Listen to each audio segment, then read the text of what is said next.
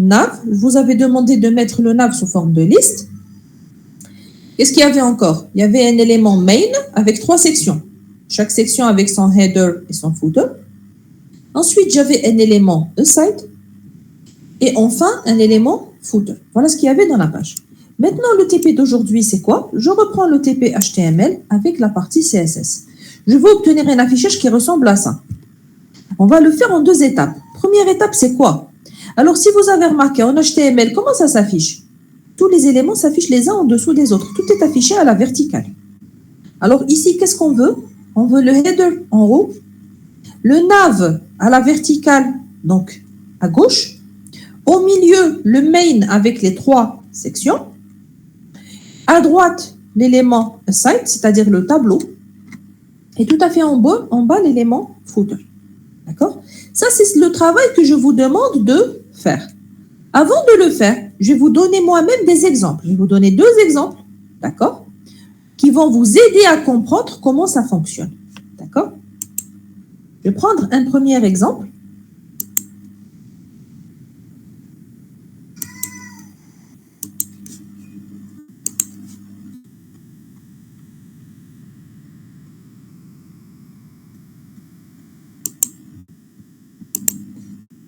Donc, voici le premier exemple. Donc, j'ai un document miniature. Il est plus petit que les documents que je vous ai donnés, mais c'est le même principe. J'ai un header en haut. J'ai un nav sur le côté, donc à gauche. Au milieu, j'ai le main avec une section. À droite, j'ai l'élément aside. Et en bas, j'ai le footer. Ce que vous avez là, c'est ce qu'on appelle un faux texte. Donc, il nous permet de remplir une page quand on n'a pas encore de contenu. Donc, c'est quelque chose qu'on peut récupérer. Donc, il y a des sites spécialisés qui vous génèrent ce faux texte-là. Et vous pouvez remplir votre site en attendant de lui ajouter un contenu. Maintenant, comment on obtient ceci? Alors, box sizing border box, je vous ai dit, on le met systématiquement. À quoi sert box sizing border box? Il sert à avoir une largeur de l'élément width égale à la largeur de la bordure de l'élément. Voilà, c'est tout simplement. Maintenant, regardez sur l'exemple. Qu'est-ce qu'on veut? On veut l'élément nav à gauche, ensuite l'élément main et ensuite l'élément aside. C'est-à-dire, je veux qu'ils soient tous les 3 alignés à l'horizontale. Je vais utiliser le float. D'accord? La propriété float me permet de faire flotter des éléments de type bloc, c'est-à-dire les mettre les uns à côté des autres. Qu'est-ce que je vais faire? Quel est le premier élément? C'est le nav. Je vais mettre float left. Si je mets float left tout seul, est-ce que ça va marcher? Non. Pourquoi? Parce que le nav est un élément de type bloc. Si je ne lui donne pas de largeur, il prendra 100%. Et s'il prend 100%, il n'y aura pas de la place pour les autres. Donc, pour que ça marche, float left plus, je lui limite une largeur à 20%. Je dois m'arranger pour que la somme des 3 colonnes ne dépasse pas les 100%. Le deuxième élément, c'est quoi? C'est main. Pareil, float left, width, 65%. Troisième élément, aside, float left, width, 15%. Là, qu'est-ce que j'ai fait? J'ai aligné ces 3-là. Pardon? J'ai pas entendu. Donc, je vais avoir 3 colonnes. Ça, c'est le nav, float left. Ça, c'est le main, float left. Ça, c'est le aside, float left. Qu'est-ce qui me reste? Il me reste le footer. Est-ce qu'il est flottant? Non, il n'est pas flottant. C'est un retour à la verticale. Comment je vais faire pour revenir au comportement par défaut? Je vais utiliser une autre propriété qui est la propriété clear. Donc, pour le footer, c'est clear both. C'est-à-dire quitter le mode flottant. Ça, c'est pour le positionnement. Donc, qu'est-ce que vous allez faire? Le header, on ne fait rien. Le nav, float left, et je lui donne une largeur. Main, float left, largeur. Aside, float left, largeur. Et je vérifie toujours la somme. Ce n'est pas toujours 100%. Des fois, c'est moins que 100% lorsque je spécifie des marges et des épaisseurs de bordure. Ça peut être 90, 95. L'essentiel, c'est que à chaque fois que vous donnez des valeurs, vous testez votre page et donc vous savez quelles sont les valeurs optimales pour votre page. D'accord? Quand je termine, je passe à footer, clear, both. Jusque-là, est-ce que vous arrivez à me suivre? S'il y a des questions, vous m'arrêtez. Donc ici, ça me permet d'obtenir quoi? Cette disposition en colonne. S'il n'y a pas de questions, la deuxième partie, c'est quoi? Je vais transformer mon élément. Regardez, je vais vous donner le code source de ma page. Regardez l'élément nav. C'est des liens de navigation que j'ai mis dans une liste UL. Mais à l'affichage, je ne veux pas que ça apparaisse comme une liste, je veux que ça apparaisse comme un menu de navigation. Regardez l'affichage. Ça, ce n'est pas le comportement par défaut d'une liste. Ce n'est pas comme ça que s'affiche une liste. Alors, qu'est-ce que j'ai ici? Les éléments liens 1, 2, 3 et 4 sont des liens de navigation. Je ne veux pas que ça apparaisse comme des liens et donc je vais leur enlever le souligné. C'est aussi une liste, mais je ne veux pas que ça apparaisse comme une liste, donc je vais enlever les puces. Et ensuite, je vais leur donner cette apparence de bouton. D'accord? Donc, je vais leur mettre un petit espace entre les différents éléments pour que ça donne cette apparence de bouton. Quel est le code qui me permet de le faire? Qu'est-ce qu'on a dit? Première chose, je veux enlever le souligné des liens de navigation. Les liens de navigation, c'est des éléments A. Est-ce que c'est tous les éléments A de la page? Non, uniquement ceux qui sont dans le nav. Donc, je vais mettre nav A, text decoration, non. Non, ça veut dire quoi, text decoration? Text decoration, c'est le souligné. Quand je mets souligné, c'est no, ça veut dire que je veux enlever le souligné. Regardez le résultat. Ça, c'est un lien de navigation A. Est-ce que vous voyez le souligné? Il n'y est pas. Et donc, voilà. Donc, on enlève le souligné. Deuxième chose, je vous ai dit, je ne veux pas de puce dans ma liste. Donc, je vais mettre UL, mais pas tous les UL. UL qui sont dans un nav, c'est-à-dire je suis toujours dans la partie menu. List style type, non, c'est-à-dire ne rien mettre, ni puce, ni numéro, ni rien. Qu'est-ce que ça va donner? Ben, ça va donner ceci. Regardez, dans cette liste, il n'y a pas de puce. Qu'est-ce qui reste? Regardez, quand je survole un bouton, est-ce que vous voyez un petit peu? Vous voyez, il y a la couleur qui change. Ça, c'est quoi? C'est une pseudo-classe. Quelle est la pseudo-classe qui permet de modéliser le survol? C'est la pseudo-classe over. Donc, LI, 2 points, over. C'est le survol de la souris. Est-ce que c'est tous les LI de la page? Non, pas tous. Ceux qui sont dans un nav. Je leur définis un arrière-plan qui est différent de l'arrière-plan par défaut. Dernière chose, tant qu'ils sont collés, normalement ici, vous allez avoir les 4 éléments qui sont collés, comme si c'était un seul bloc. Pour qu'ils donnent l'impression d'être des boutons, il faut qu'il y ait un espace. Cet espace-là, c'est quoi? C'est des marges. Donc, je vais ajouter l'attribut margin. D'accord? Ce qui permet de me donner ce rendu-là. Voilà. Donc, ce que j'ai fait ici, je vous demanderai de le faire pour votre TP. Est-ce qu'il y a des questions jusque-là? Est-ce que c'est clair? Oui, madame, c'est clair. C'est clair, c'est clair. Alors, j'aimerais, si vous voulez, vous donner un deuxième exemple, d'accord, qui ressemble un petit peu plus au travail que je vous ai demandé. Donc, voici le deuxième exemple. Ça, c'est le travail d'un étudiant qui a été fait il y a quelques années sur un autre TP. Ce n'est pas le même que le vôtre, mais c'est le même rendu. Regardez, vous avez un header en haut, vous avez le menu, comme dans le petit exemple, vous avez aside sur le côté. C'est juste qu'ici, il y a plusieurs sections. C'est un peu comme votre TP. Regardez, chaque section a son header et son footer. Deuxième section. D'accord? Ça ressemble un petit peu plus au travail que je vous ai demandé. Voilà pourquoi je voulais le présenter. Et à la fin, footer. Maintenant, théoriquement, quand on regarde, qu'est-ce qu'on devrait faire? Pratiquement la même chose. J'ai le header en haut. Est-ce qu'il y a quelque chose à faire pour positionner le header? Non. J'ai le nav à gauche. Qu'est-ce que je dois faire? Je dois faire float left. J'ai le main au milieu. Float left. Et j'ai le aside après, float left. L'espace qu'il y a entre les éléments, c'est des marges. Ensuite, qu'est-ce que je vais faire? J'ai terminé avec les blocs. Je veux revenir à un affichement à la verticale. Qu'est-ce que je fais pour le footer? Clear both. Regardons le code source.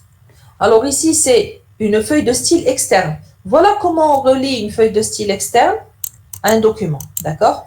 Je mets link, rel, donc c'est-à-dire relation, style sheet, href égale, et vous donnez votre page. Bien sûr, ici, c'est une URL relative. Comme ici, vous voyez que le nom du fichier, ça veut dire quoi? Ça veut dire qu'il est dans le même dossier. Voici la feuille de style correspondante. Donc, header, je ne fais rien, je lui mets juste des couleurs. Nav, float left, je lui spécifie une largeur. Ici, j'ai spécifié des marges parce que je ne veux pas qu'il y ait que les trois éléments soient collés. Main, float left, avec une largeur de 65%. Là aussi, il y a des marges. Alors, s'il y a des marges, bien sûr, la somme, quand vous allez faire les sommes des largeurs, logiquement, ça ne peut pas être égal à 100%. Parce que si c'est 100% plus les marges, ça va dépasser et donc vous allez avoir une marge toute faussée. Et ensuite, aside. Ici, on a choisi float right, d'accord, avec une largeur de 10%. Pourquoi? Parce que c'était pour laisser un espace entre les différents éléments. Si vous mettez float left, qu'est-ce qui va se passer? Les trois éléments vont se mettre collés les uns à côté des autres, comme l'exemple 1. Dans l'exemple 2, il y a un espace. Voilà pourquoi le troisième, on l'a mis avec float right. Quand vous arrivez au footer, vous faites quoi? Clear both. Alors, ce que je vous conseille, ne prenez pas les styles en bloc et vous mettez tout à la fois. Prenez d'abord votre page. Vous mettez les couleurs et vous testez. Vous faites le positionnement et vous testez. Vous mettez en forme le menu et vous testez. Chaque fois que vous faites quelque chose, vous allez vérifier. Comme ça, s'il y a une erreur, vous savez exactement d'où vient le problème. Si vous mettez tout le code en même temps, s'il y a une erreur, vous ne savez même pas à quoi c'est dû. D'accord?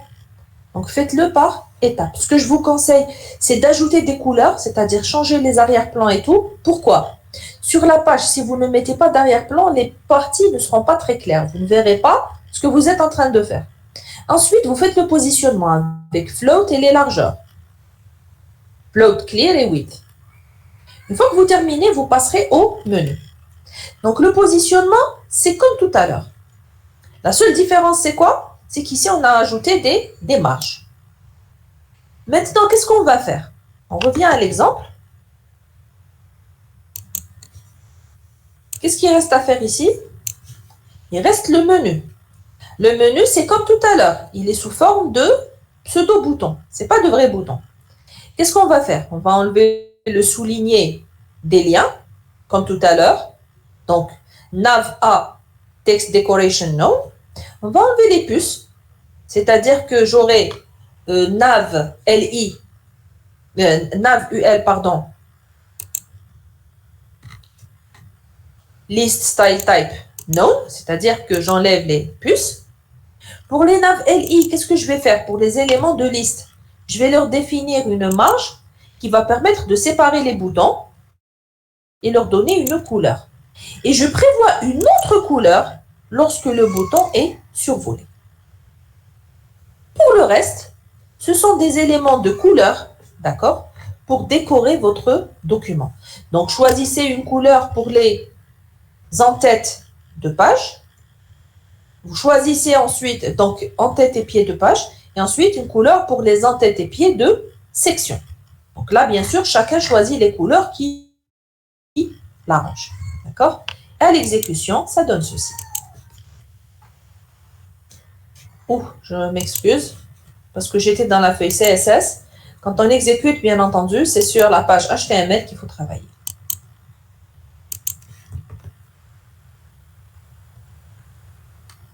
Donc, voilà ce que ça devrait donner à peu près. Alors, dans votre document, qu'est-ce que ça va donner? En haut, c'est le header comme ici. À gauche, c'est le menu. Au milieu, c'est l'élément main avec les trois sections. Donc, vous avez introduction, biographie, œuvre. Sur le côté, le aside, ce sera le tableau. Alors, le tableau, donnez-lui une largeur suffisante. Il ne faut pas qu'il soit aussi serré qu'ici. Ici, c'est du texte. Vous avez un tableau. Il faut que la partie aside soit large. pour accueillir la taille du tableau. Et ensuite, quand vous terminez à la fin, qu'est-ce que vous allez avoir? Vous allez avoir votre footer. D'accord? Donc, les deux exemples, je vais vous les envoyer, mais je vais vous demander une chose. S'il vous plaît, ne copiez pas bêtement le texte, ce n'est pas ce qui est demandé. Moi, ce que je veux, c'est que vous compreniez ce que vous êtes en train de faire et que vous le fassiez à votre manière.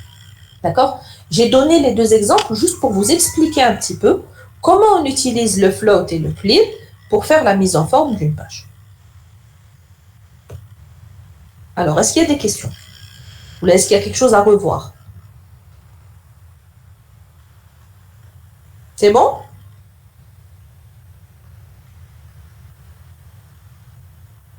Je crois que c'est bon.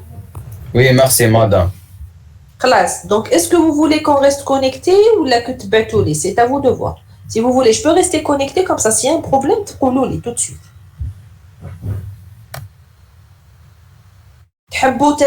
Le temps de le faire ou tbatouli par mail s'il y a un problème, kiff kiff. Mais si vous voulez, tbatouli.txt. Vous enregistrez votre travail avec l'extension .html pour me faciliter le travail. Comme ça, je peux le visualiser directement au navigateur. Bla ma de l'extension. Alors, qu'est-ce qu'on fait? On reste? Pardon? Toutes les solutions. Oui, oui, oui. D'accord. Donc, on reste connecté ou là, je vous laisse la semaine pour le faire. Qu'est-ce que vous préférez?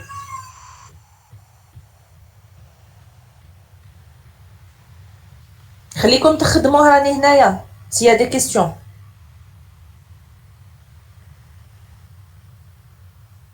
Et vous me dites aussi ça, comme j'ai besoin d'une réponse, Anaya. Qu'est-ce que je dois faire?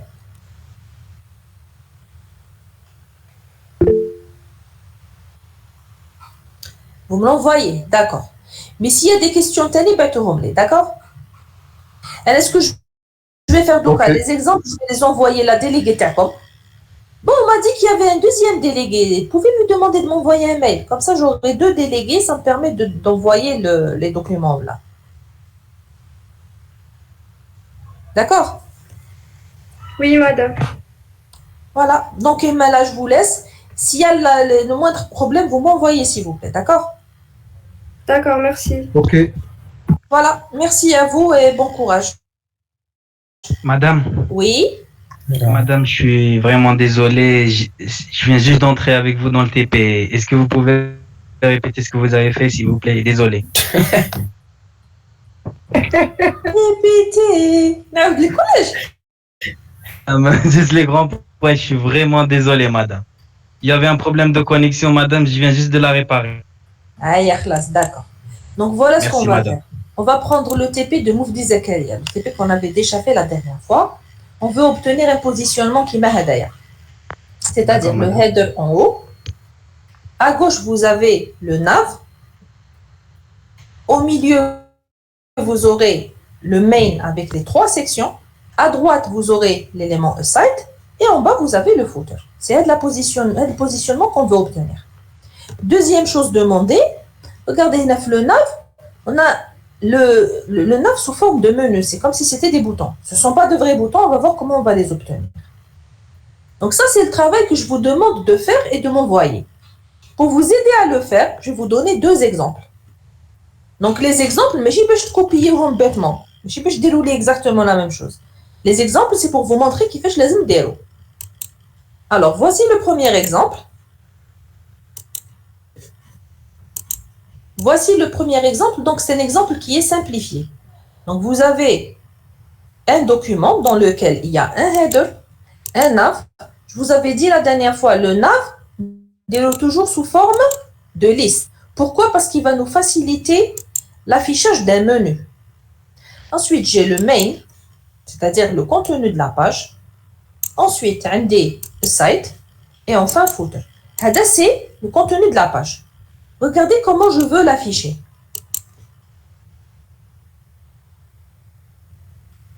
Je veux afficher le header en haut. Et ensuite, le main, le nav, le main, le site, ou le footer. D'accord? Maintenant, on va voir le code source. Qui fait pour obtenir ceci. Regardez ce qu'on va faire. Je prends le nav. Qu'est-ce que je lui mets? Float left. L'attribut, la propriété float permet de rendre des blocs, c'est-à-dire des éléments verticaux, ils sont flottants, c'est-à-dire ils sont à l'horizontale. Ils sont l'un à côté de l'autre, qui je fais l'exemple. Donc, float left ne suffit pas. Je dois donner toujours une largeur. Et la largeur doit être inférieure à 100%. Parce que nous, quand nous mettons le 100%, il prend toute la largeur. Donc, même nous, quand nous float, il n'y a pas de place pour un autre bloc. Donc, il voulait la ligne. Donc, il y a la largeur. Il y a width, 20%. Je connais du moins là. La deuxième, avec au milieu, c'est main. Donc, j'ai mis float left, width, 65%. Troisième colonne, tout à fait à droite, float left, width, 15%. Hadou, c'est les trois colonnes hadou, donc hadi float left, hadi float left, hadi float left. Chacune avec une valeur de largeur. Width, width, width. Maintenant, qu'est-ce qui me reste? Comment je vais mettre le footer en bas? Je veux pas qu'il soit à côté, je veux qu'il soit en bas. Donc, je dois quitter le mode flottant. Et une autre propriété que je vais utiliser pour le footer, c'est clear.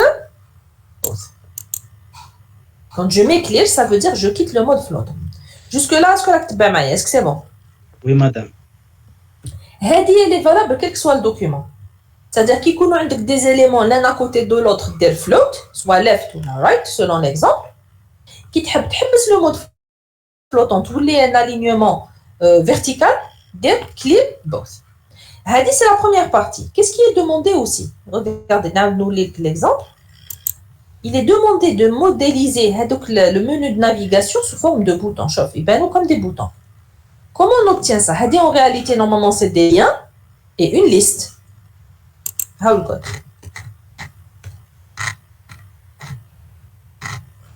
Donc, c'est une liste avec des liens de navigation. Je ne veux pas que ça apparaisse comme des liens. Donc, on a le souligner, tu as les liens. Comment on fait? On met nav A, text decoration, non. Je maintiens enlever le souligné. Je vais enlever aussi les puces de la liste. Donc, je vais mettre nav UL, list style type, non. Je n'ai pas list style type, non, ça veut dire que je ne veux pas mettre des puces sur la liste. D'accord? Ensuite, pour donner l'apparence de bouton, il faut que je laisse un espace binatoire. Je suis bien séparé.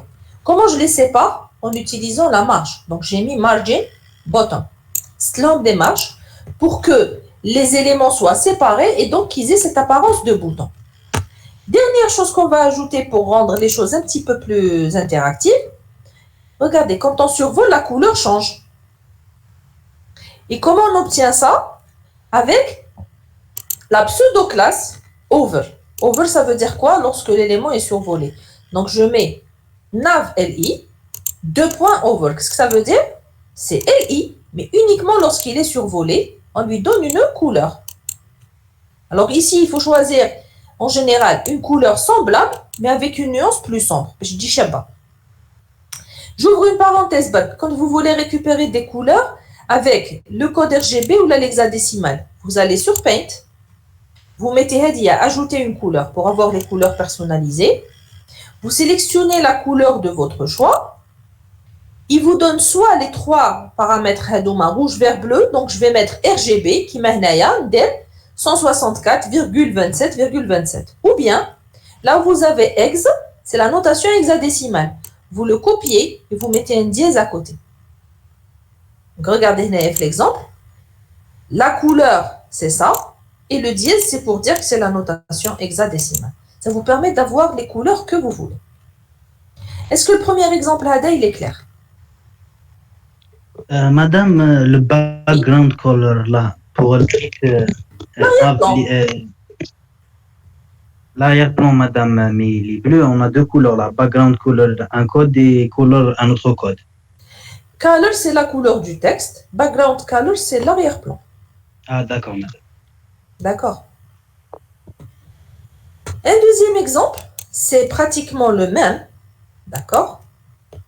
Il est un peu plus grand. C'est pour ça que je voulais l'afficher. Je demandais le camp. Voilà, c'est le même. Donc, j'ai un header. Header, c'est le nav sur la gauche. Au milieu, j'ai le main, mais là, j'ai plusieurs sections. C'est-à-dire, l'exemple, il est un peu plus grand. Et chaque section a son header et son footer. D'accord? Vous avez sur le côté l'élément site et vous avez tout à fait en bas le footer. D'accord? Maintenant, comment on obtient le code? C'est exactement la même chose que tout à l'heure.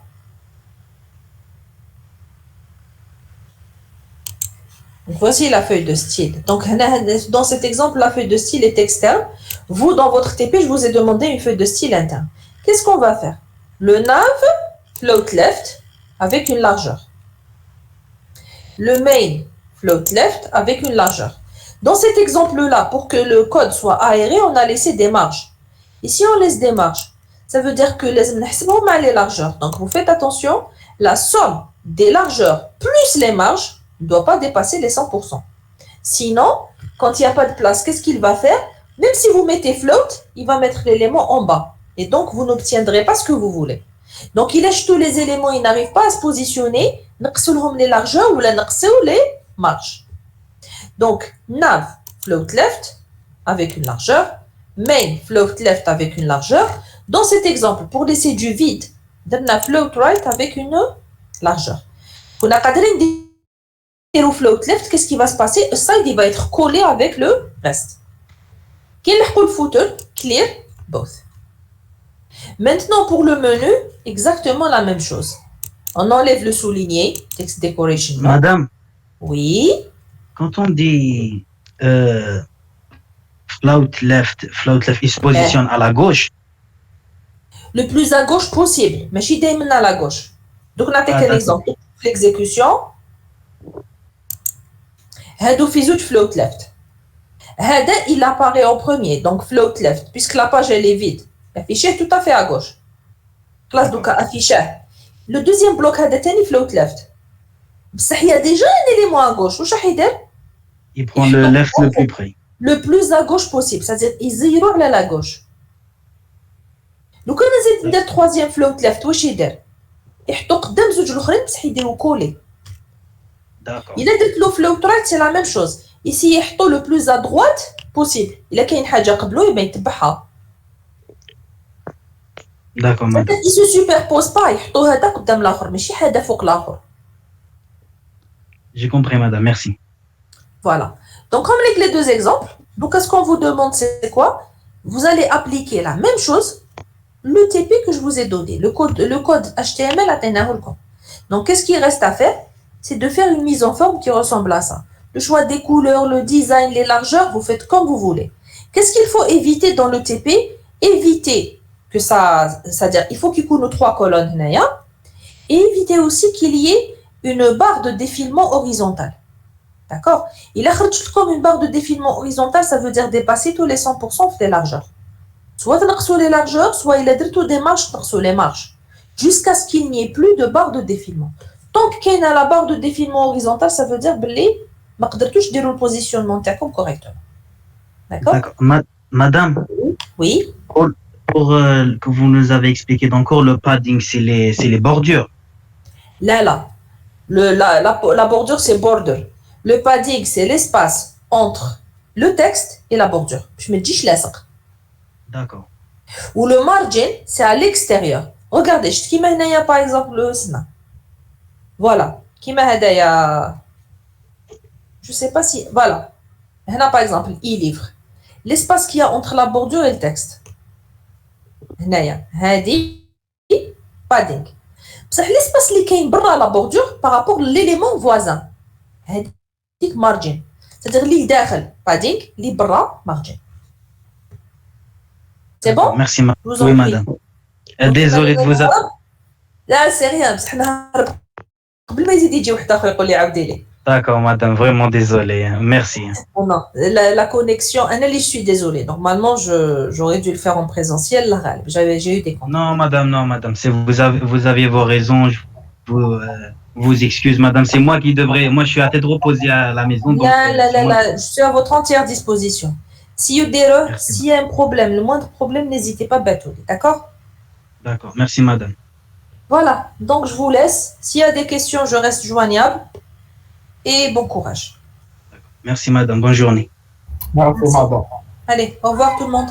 À la fin.